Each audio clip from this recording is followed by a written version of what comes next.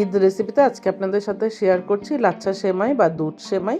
তো ঈদের দিন সকালবেলা তো সেমাই ছাড়া কিন্তু আমাদের ঈদটা একদমই ইনকমপ্লিট। তো আমি বাসায় কিভাবে এই সেমাইটা রান্না করে নিই এটি আজকে আপনাদের সাথে শেয়ার করব।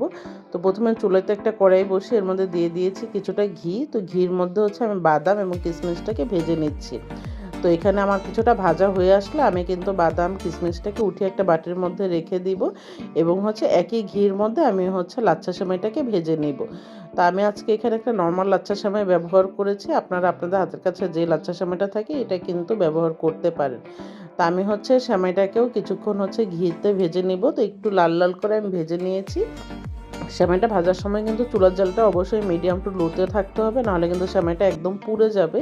তো আমার সেমাইটা কিন্তু ভাজা হয়ে গিয়েছে। এখন এটাকে আমি নামিয়ে ঠান্ডা করে নিব এবং হচ্ছে একই পাত্রে আমি হচ্ছে দুধটাও দিয়ে দিয়েছি। তো দুধটা দিয়ে আমি দুধটা কিছুক্ষণ নেড়ে জাল করে নিয়েছি। দুধটা কিন্তু কিছুটা জাল হয়ে আসলে এখন এর মধ্যে দিয়ে দিব একটা তেজপাতা আর দিয়ে দিচ্ছি হচ্ছে 2টা এলাচ।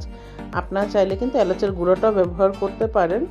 এখন এর মধ্যে দিয়ে দিচ্ছি 1 চিমটি লবণ আর দিয়ে দিচ্ছি হচ্ছে চিনি আর দিয়ে দিচ্ছি এখানে গুঁড়া দুধ দিয়ে খুব ভালোভাবে মিক্স করে কিন্তু দুধটাকে আমি জাল করে অনেকটা কমিয়ে নিব। তো আমি দুধটাকে মাঝে মধ্যে কিন্তু নেড়ে নিয়েছি এবং হচ্ছে দুধের মধ্যে আমরা যে আস্ত মশলাটা দিয়েছিলাম এটাকে কিন্তু আমি উঠিয়ে ফেলে দিব।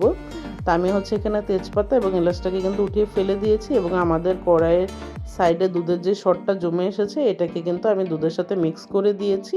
আর এই পর্যায়ে কিন্তু আমি চুলার জালটা বন্ধ করে দিয়েছি। তো আমি দুধটাকে কিছুটা ঠান্ডা করে নেব, খুব বেশি গরম দুধ দিব না। কিছুটা ঠান্ডা হয়ে আসলে আমরা হচ্ছে আগের থেকে ঠান্ডা করে রাখা সেমাইয়ের মধ্যে দুধটা দিয়ে দিচ্ছি আর আগে থেকে ভেজে রাখা আমাদের বাদামগুলোও দিয়ে দিচ্ছি। তো আপনারা কে কীভাবে লাচ্ছা সেমাই তৈরি করেন বা দুধ সেমাই তৈরি করেন অবশ্যই কিন্তু কমেন্ট করে জানাতে ভুলবেন না।